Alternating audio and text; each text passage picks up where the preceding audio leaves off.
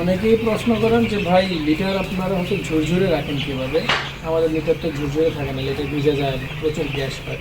তো লিটার ঝুরঝুরে রাখার প্রধান উপায় হচ্ছে লিটারটা প্রতিদিন লাগাই দিবেন প্রথমত। কারণ দেখেন আমার লিটারটা দেখেন একদমই ঝুরঝুরে। আমার লিটার আজকে আমার মুরগির বয়স 14 দিন, আমি এখন পর্যন্ত একবারও লিটার চেঞ্জ করিনি আল্লাহর রহমতে। আশা করি হয়তো লিটার চেঞ্জ করা লাগতে পারে, মুরগি যখন আরেকটু বড় হবে, যেহেতু তখন টয়লেট বেশি পরিমাণে করবে।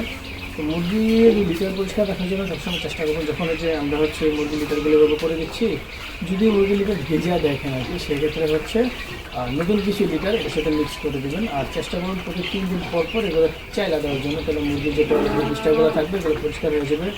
দ্বিতীয়ত হচ্ছে যে খাবার পাত্র সবসময় মানে পানি বা ইয়াগুলো যেন নিচে না পড়ে, পানি নিচে পড়লে তো অবশ্যই ভিজবে স্বাভাবিক।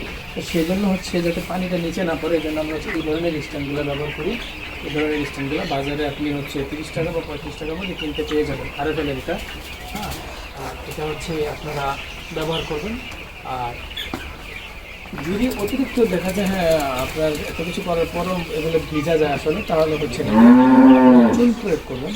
আপনার হচ্ছে 20 বস্তা এই কাঠের ভুষির মধ্যে শুধুমাত্র 5 কেজি হচ্ছে আপনি চুন মানে ছিটাবেন আর কি, চুন ছিটাবেন, এর সাথে মিক্স করে দেবেন।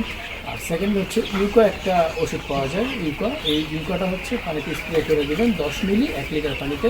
এটা হচ্ছে তুষের উপরে স্প্রে করে দেবেন, তাহলে তুষের আর্দ্রতাটা বজায় থাকবে, তুষটা ঘন হয়ে থাকবে, ঝুরঝুরে হবে না, অতিরিক্ত পাতলাও হবে না, আর অতিরিক্ত ভিজাও হবে না। ধন্যবাদ।